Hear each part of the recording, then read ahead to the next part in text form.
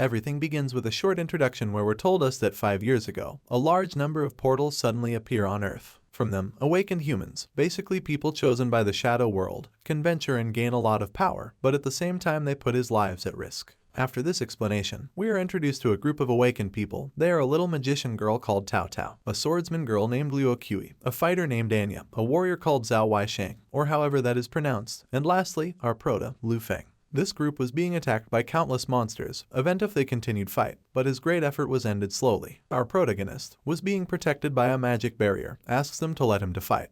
But his peers refuse, telling him that he was just a rookie, that he did not have the strength or skills to face monsters. Lu Feng replies that even the rookies had their first battle, to which the team's swordsman, Luo Kui, replies that this time was different, since in this place, the strength of the monsters had exceeded that of a C-class world, and while they made a heroic pose, he tells his companions that as their elders, they had to protect our protagonist, that is, the rookie. While the group was reprised by the demon boss, Lu Feng asks to the magician girl Tao Tao that leave him go out to the barrier, which she agree nervously for the other side. Luo Kui lost his sword to the attack of the boss clones, so without fear to defend herself or attack she is close to be killed. Event if in that moment, as the most pro of everyone appears our pro to cut the monster arm with the sword of Luo Kui. The girl gets surprised and shocked asks to Luo Feng as a rookie of level 1 was just save her, which he said that not yet and throw his sword managed to cut the neck of the boss. All the team gets amazed by the strength of our prota and asks him if he really was a rookie of level 1, which he in a really cool way said that he's not, cause he already reached the level 2. While they continue killed monsters, Luo Feng tell to his peers to follow him.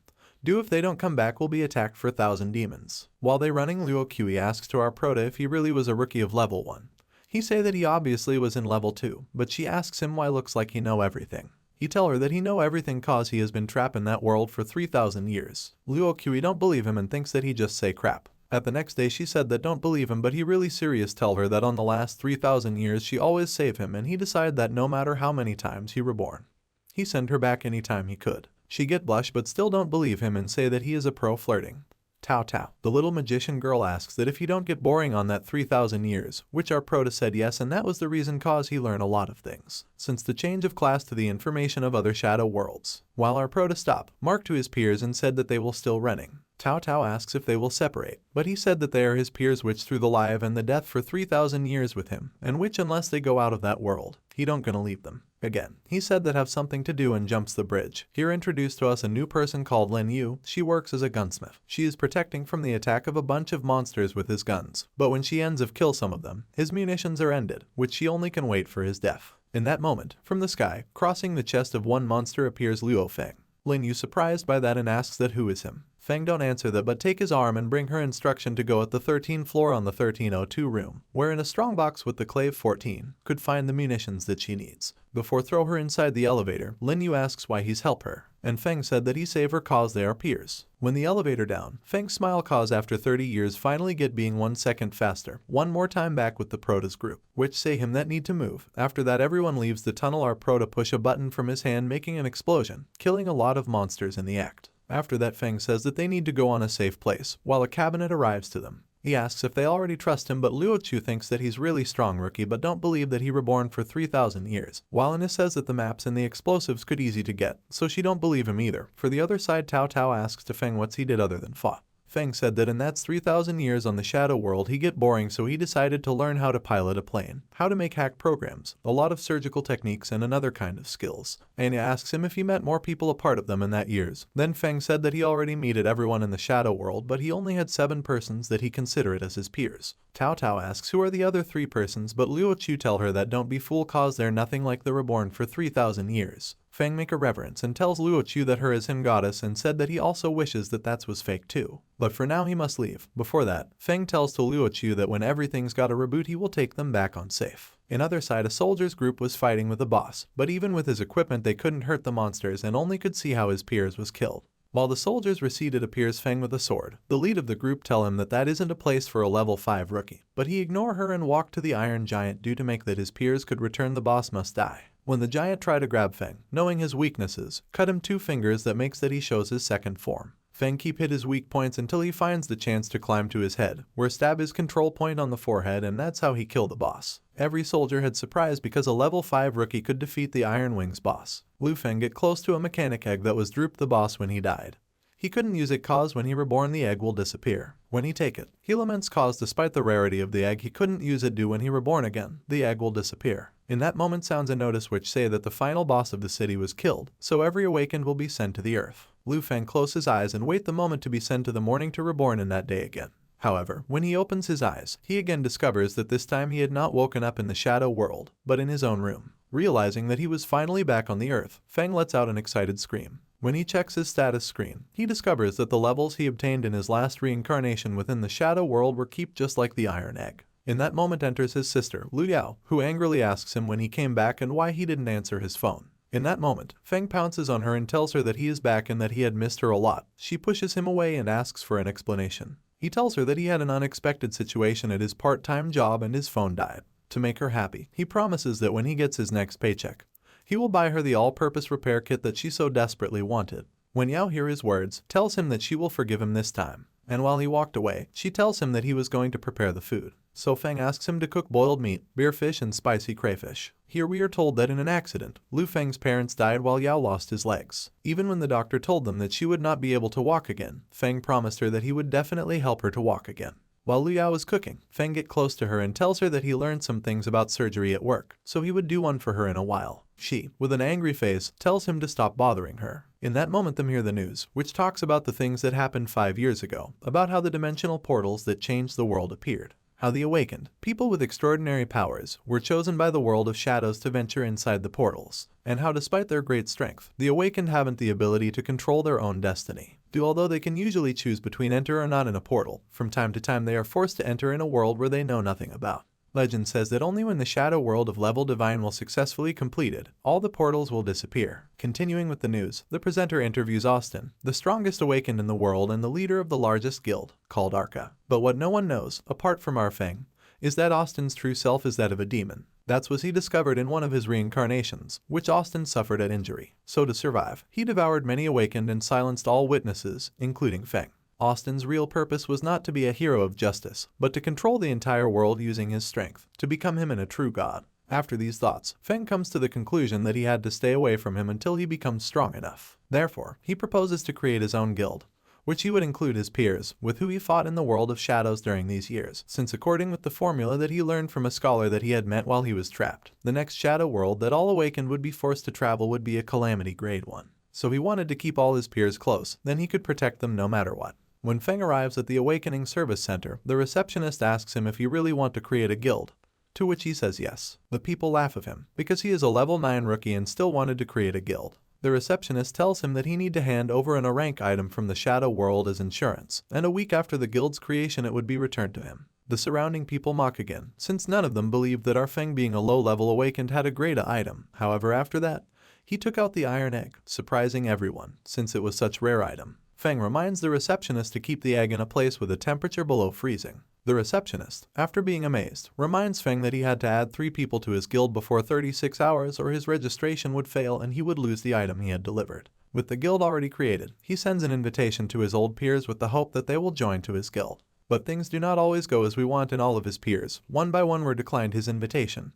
Do they all think that Fang was a liar? Seeing how things were going, Fang decides to go in search of his 3 remaining peers. In the middle of an alley, a psychic called Seiya, accompanied by a gang, Fang beats up the members, when suddenly invites her to join his new guild called Dawn. She only laughs, telling him that a rookie like him should be crazy for trying to create a guild. 2 of her lackeys come forward and tell her that if he wanted their boss join her guild, he had to show his strength first. Fang throws a punch, using one of his most basic skills called a direct punch, with which he manages to send these 2 flying. Seiya incredulously asks how a basic ability like that can be so powerful, but Fang tells him that any ability used properly can unleash immense power. Seiya, referred to him as a weird boy, tells him to get away from her, and uses his psychic abilities to throw him debris. However, our Fang manages to dodge it without much effort, and after go behind her, he places his sword on her neck. She tells him that by attacking him from behind, he had no respect for honor. Fang proposes that if she wasn't satisfied, they could have a competition with psychic abilities where the person who knocked down most cans would win. Seiya goes first, and being commended by his subordinates, she uses an ability called Psychic Burst, with which he manages to knock down a large number of cans. But when it is our Fang's turn,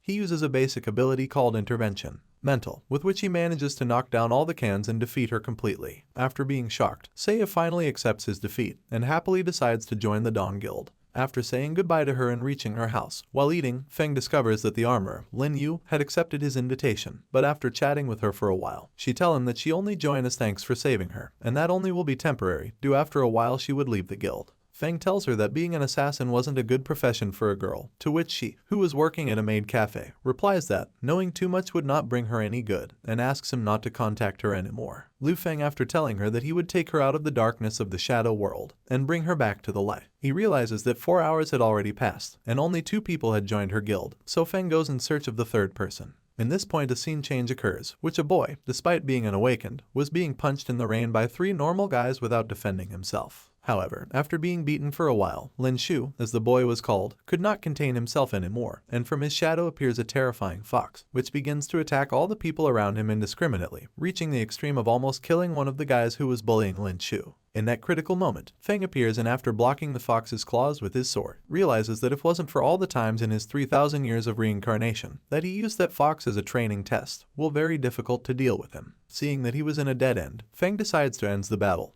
Do as while longer he fight, though the fox becomes stronger, so he run to Lin Shu and pick him up, making the fox that re-enter in his body. When the boy saw that the fox didn't attack him, he breathed a sigh of relief, saying to himself that it's good that the fox still remembered him. In that moment, Fang interrupts and tells him that it wasn't that the fox remembered him, rather it was that the beast was himself. While the boy was confused, Fang tells him to remember that the first time the fox appeared was when Lin Shu Jun first entered to the shadow world and was being attacked. He tells him that as a level 1 rookie with no profession, he was still able to summon the fox, and that was due the boy separated the fox from a part of his body when he was in danger. He continued to tell him that the longer the boy's main body hold out, the more violent the fox would be when he came out. Lin Shujun, with the eyes full of tears, asks Lu Feng if he meant that he was the demon who take the lives of so many innocent people. Lu Feng replies that he was not someone ordinary, but a transcendental talent that only appears among 1 in 1,000 awakened, with a terrifying force that if he not controlled well, in the future could destroy the city. While he pats his head, he tells him that he was a good boy, that would put up any type of bullying that came, and that he also wanted to be a hero like Austin in the deep of his heart. Hearing this, the red-cheeked boy asks Fang how he knew this, which he replies that he knew because they were peers who threw life and death together. At the end he invites him to his guild telling him that he would help him to control his power, to which he accepts. Some days after, in front of the portal that lead to the rank D shadow world, there was a desperate team, which are waiting to arrive 2 persons to could enter in.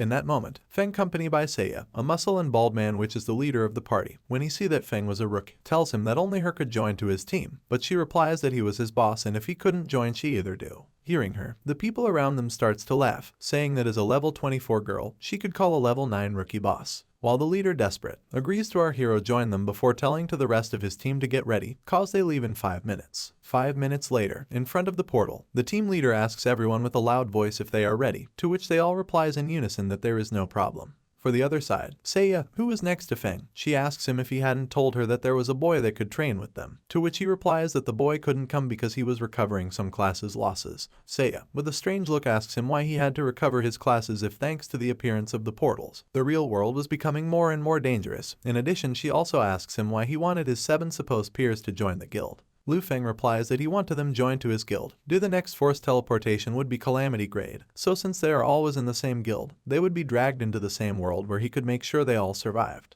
Without believing the words of Feng, Seiya asks that as being only a level 9 rookie, would be difficult for him protect himself in a calamity level world, how he could protect other 7 people, which Feng, with a calm look, replies that she would know soon. After cross the portal, being lead for the bald man, everyone discovered that they had been transported to a world full of snow and ice called the Grey Ice Field. After walking a short distance, the team leader asks if anyone has been in this world before, to which a pink-haired girl walking behind him tells no, this should be one of those rare worlds that there was no information. For the other side, another of the team members tells him that this was just another grade D world, so they just have to do the same as always, look for an elite monster and kill him, then see if he drops some magical crystals before killing the boss to get out of there. At that moment, one of the members of the group finds a beautiful blue butterfly, which after landing on her finger freezes her whole hand, breaking it. Seeing this tragic scene, everybody around her move away, while a magician with the help of her cane makes a powerful attack with which easily manages to kill the butterfly that had just frozen her peer arm. When the bald man see that, fine beads of sweat began to fall on his face,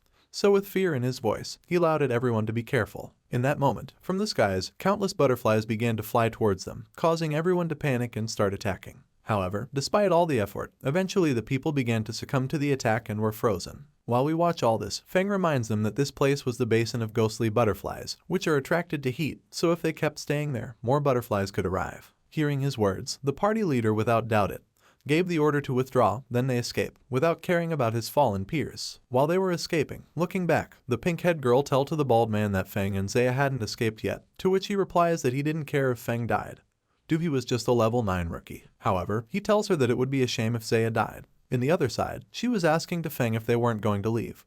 But without waiting for him to answer, she tried to deduce Fang's motives. He continues to tell her with a smile on her face that there should be a treasure in that place, and after that he scare the butterflies, they would keep it. After that, Fang, without changing his expression, tells her that she was wrong. Cause the person who would scare away the butterflies would not be him, but herself. While launching her psychic burst ability to kill the butterflies, Zaya realizes the meaning of our protagonist's words. So with a face full of disbelief, she asks him if he had gone crazy, since it would be too much risky to train with such dangerous monsters. Fang, without answering her question, tells that during this training she had to attack only with psychic bullets, and that she could only launch one attack to kill each butterfly. Zaya, really angry, replies that this was impossible, since a psychic bullet was the size of an egg, while the butterflies were flying all together. Without saying anything else, Fang uses her ability to form a large number of psychic bullets, which she launches towards the butterflies, killing a large number of them and teaching her what she had to do in her training. After launching the attack, he explains that the first thing she had to do was compress her psychic bullet to the size of a grain of rice. He tells her that while did that she would have more control over her psychic abilities and the strength of her attacks. In addition, she would have to control the trajectory of the psychic bullets, since the speed, angle, and force were all different, essential when she shoots the bullets. After listening him, Zaya follows his words, and after some effort she manages to compress a psychic bullet down to a fairly decent size, before launching it and killing 2 butterflies with a single shot. At that moment, Fang, raising 2 fingers, tells her that for this first training she only had to kill 2,000 butterflies, but for each additional butterfly she kills, would have to kill 2 more butterflies. So now she would have to kill 2,000 butterflies. When she hears that, she's left with her mouth open in disbelief, before asking him how he could be like that. Fang jumps up to the top of a tree and without looking back tells Zaya that he is very tired for the past few days, so he would rest a bit on the tree, and tells Zaya to start practicing. While looking at her face, she asks if he really wasn't kidding, cause she didn't have the confidence to fight with a terrifying number of butterflies. Before starting to run in the Fang direction asking for help, he throws a strange potion and tells her to drink it. After staring at the potion for a few seconds without asking him nothing, she drinks it, and in that moment the innumerable butterflies arrive on her. However, for some reason none of them attack her. Zaya is confused, and while looking at his body, asks Fang if that had been an invisibility potion. He replies that's not, that it was an F-range heat retardant, which could block the heat inside his body, avoiding the detection of the butterflies. Zaya is confused and asks Fang if he knew before entering through the portal that they would end up being sent to this world. While he leaned back against the tree branch, Fang replies that she could continue asking him questions, but that also had to start training. Zaya, without opposing to his words, begins to train, and at the same time continues asking Fang how is possible that he know the place they would be sent to, if the teleportation portal only shows the range of the shadow world. He tells her that of course he could do, he himself was 99% of the shadow world system. He tells her that if she would also been reincarnating in the shadow world for 3,000 years, she could find any world she wanted to visit to, just using the information from the patterns and formulas he had collected during that time. Zaya, while launching an attack, replied that his brain was not very good, so even if she reincarnated for 10,000 years, nothing of that would be useful for her, also referring to our Fang as boss. She tells him that she didn't believe him when he said that was reincarnated for 3,000 years. After she killed 3 butterflies with her ability, Fang reminds her that they would have to kill 6 more butterflies, causing her gets mad.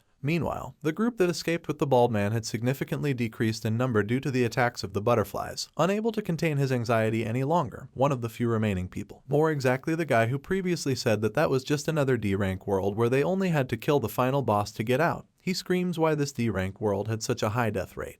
To which the bald man replies that the main reason for that is that most of the monsters in this place were of ice attribute, which made them very difficult to handle. By coincidence, when he ends to talk, a giant monster appears behind the trees. It looks like a mantis. When he turned his head and saw all these enemies, the bald man reacted quickly and with a scream ordered all the people to be careful. However, this was for nothing, cause the enemies were too numerous. So after a short time the cries of pain and death could be heard throughout the battlefield. The bald man was horrified and hadn't hope of survival cause he was facing a monster of the elite rank called Void Ripper. Meanwhile, our dear waifu was celebrating that she already mastered the trick that Fang had teach her. Unfortunately, when she turned around to tell the good news to Fang, he already was disappeared from the place. That's her confirming the thought he had had before, that our protagonist hadn't come to that place just for his training, but had another purpose, returning with the bald man's team, or what was left of him. Since all the people who accompanied him, except for the pink-haired girl, were dead, he waited for death without doing anything and threw himself to one of the monsters in a desperate attack. That was the last attack of his life, cause he is pierced in the chest by one of the monster's legs. The pink head fallen to her knees to the ground, covering her mouth and eyes with her hands, starts to cry while waiting for her imminent end.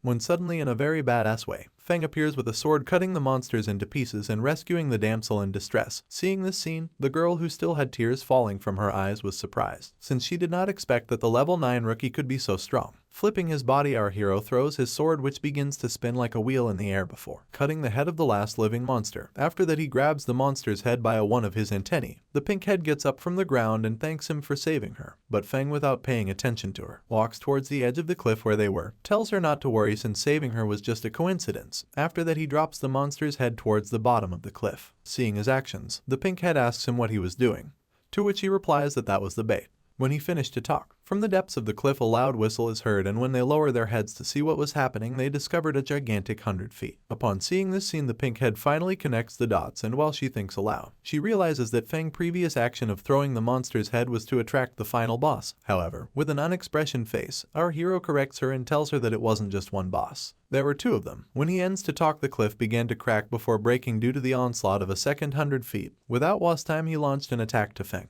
but with a great jump he manages to dodge it. After, the 2 giant monsters grabs him hard while telling the pink head that if she wanted to survive, she had to get away from there, to which she responds that he not to do something crazy. Meanwhile, one of the monsters, without waiting for them to finish their conversation, launches an attack at our hero from his mouth, making a large number of ice crystals, which our hero manages to block with a move of his sword before jumping and arriving at the monster's head. Seeing this madness, the pink head wonders if Lu Fang had gone crazy. While he continues with his attack, Fang sticks the tip of his sword in the monster's head, making it scream in pain, and his peer attack him from the upside. But even with that, as if he were driving a car, he manages to make that the monster cush his head on the ground, dodging the attack of the other 100 feet. While looking on the sidelines, the pink head is more and more surprised by the strength and skill of Fang, since during the entire battle the monsters had not even touched him. For the other side, the cliff where they are began to break into pieces due to the force and ferocity of the monster's attacks. Taking advantage of the momentum of the fall caused by the collapse, Lu Fang inflicted a fatal wound to 100 feet. After using the monster to gain momentum, he makes an extremely agile jump with which he manages to reach the top of the second monster's head, and again uses the momentum of the fall to cut the head of the second and last boss.